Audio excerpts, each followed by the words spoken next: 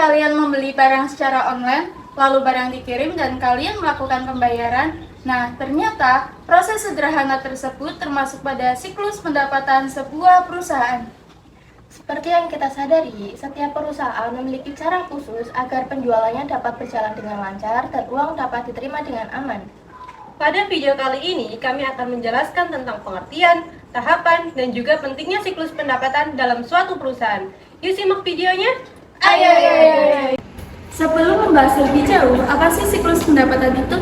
Siklus pendapatan adalah rangkaian aktivitas bisnis mulai dari menerima pesanan pelanggan sampai dengan perusahaan menerima pembayaran dari pelanggan tersebut.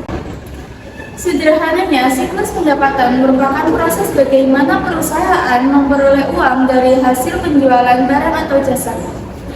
Karena berhubungan langsung dengan pemasukan perusahaan, maka siklus ini menjadi bagian yang sangat penting dalam sistem informasi akuntansi. Contohnya, seperti saat kita membeli pakaian di toko online. Pertama-tama, kita akan memesan barang.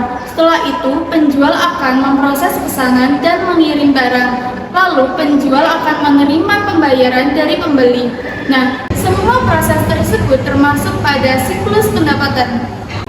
Tujuan dari siklus pendapatan adalah memastikan transaksi penjualan tercatat dengan benar, pembayaran diterima tepat waktu, dan aset perusahaan tetap aman. Jika siklus pendapatan tidak berjalan dengan baik, maka perusahaan akan mengalami kerugian. Dalam siklus pendapatan, terdapat beberapa tahapan penting. Yang pertama adalah penerimaan pesanan dari pelanggan. Pada tahap ini, perusahaan akan menerima pesanan dari pelanggan berupa barang atau jasa. Pesanan bisa dilakukan secara langsung melewati chat, telepon, ataupun aplikasi penjualan.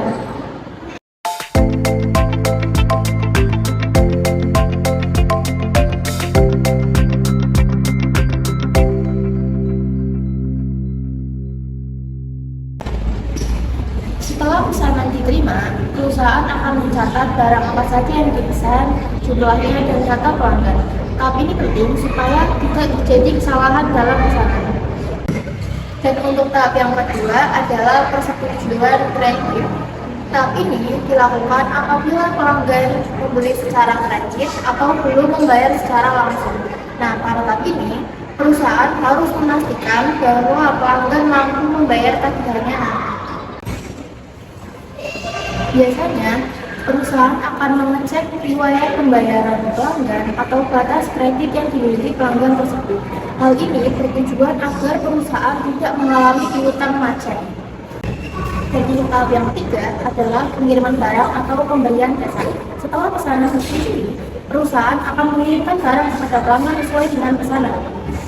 Tahap berikutnya adalah penagihan. Perusahaan akan membuat invoice atau faktur sebagai bukti tagihan kepada pelanggan. Pada tahap penagihan, perusahaan membuat invoice atau faktur penjualan sebagai bukti transaksi kepada pelanggan. Invoice ini berfungsi untuk mencatat barang yang dipesan, jumlah pembayaran, dan informasi pembayaran pelanggan. Pada bagian atas invoice terdapat identitas perusahaan, yaitu CV maju bersama, beserta alamat dan nomor telepon perusahaan. Di sebelah kanan terdapat nomor invoice dan tanggal invoice. Nomor invoice digunakan agar transaksi mudah dilacak dan diperiksa dalam proses audit. Kemudian pada bagian data pelanggan terdapat nama pelanggan, yaitu PT Sumber Rezeki, beserta alamat pelanggan. Bagian ini penting untuk memastikan bahwa pesanan dikirim kepada pihak yang benar. Selanjutnya, pada tabel rincian barang terdapat beberapa barang yang dipesan pelanggan. Barang pertama adalah kertas HVS A4 sebanyak 10 rim dengan harga satuan Rp55.000 sehingga totalnya Rp550.000. Begitu pula dengan barang kedua, 3, dan 4 dengan subtotal yang dijumlahkan sebesar Rp1.065.000. Setelah itu, perusahaan menambahkan PPN 11% sebesar Rp150.000, maka total keseluruhan pembayaran pelanggan menjadi Rp1.182.150. Pada bagian bawah invoice juga terdapat informasi rekening perusahaan untuk pembayaran transfer serta tanda tangan pihak yang menyiapkan dan menyetujui invoice tersebut. Dalam proses audit, invoice sangat penting karena menjadi bukti bahwa transaksi penjualan benar-benar terjadi, sudah dicatat perusahaan, dan dapat digunakan auditor untuk memeriksa keakuratan transaksi penjualan. Dan untuk tahapan yang terakhir yaitu penerimaan kas atau pembayaran.